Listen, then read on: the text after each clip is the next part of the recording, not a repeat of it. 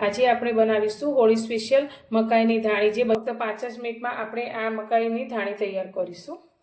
મકાઈની ધાણી બનાવવા માટે મેં એક નાની વાટકી મકાઈના દાણા લીધા છે, જે વજનમાં 100 ગ્રામ જેટલા છે। તો અત્યારે આ ધાણી બનાવવા માટે મેં ગેસ પર એક કઢાઈ લીધી છે। તમે કુકરમાં પણ આ મકાઈની ધાણીને બનાવી શકો છો, પણ અત્યારે આપણે કઢાઈમાં બનાવીશું। તમે કોઈ પણ કઢાઈ લઈ શકો છો। તેની અંદર આપણે 2 ચમચી જેટલું તેલ લઈશું। તો કોઈ પણ જાતના વઘાર કર્યા વગર આપણે एकदम सरस रीते क्रिस्पी थाय तेवी मकाईनी धाणी बनावीशुं। तो तेल ने आपणे थोड़ुं गरम थवा दईशुं।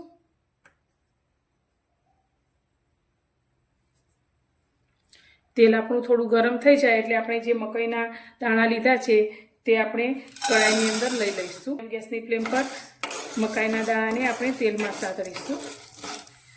2 मिनिट આપણે આ રીતે તેલમાં સાતળ્યા પછી તેની અંદર આપણે મીઠું એડ કરીશું। તો સ્વાદ પ્રમાણે અત્યારે આપણે 1 ચમચી જેટલું મીઠું લઈશું અને આપણી આ દાળીનો કલર સારો આવે તેના માટે આપણે અત્યારે અડધી ચમચી જેટલી હળદર એડ કરી દઈશું અને ફરી એકવાર હલાવી લઈશું।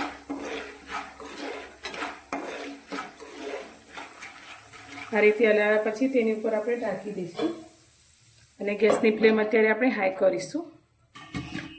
तो तमे जोई सको छो अपना पॉपकॉर्न अंदर सारी रीते फूटवा लाग्या छे। तो फक्त 1 થી 2 मिनिटनी अंदर ज अपना बधा ज पॉपकॉर्न आ रीते फूटी जशे।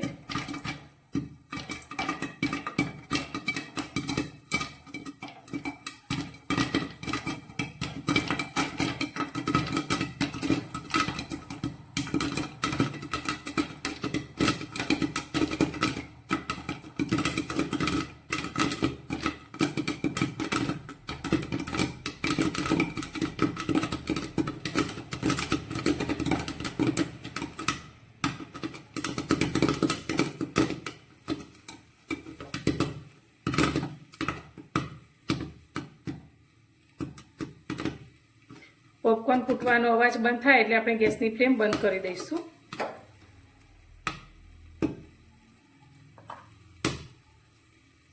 तो तमे जोई सको छो आपणे लीधेला बधा ज पॉपकॉर्न आ रीते फूटी गया छे अने एकदम सरस एवो कलर पण आवी गयो छे।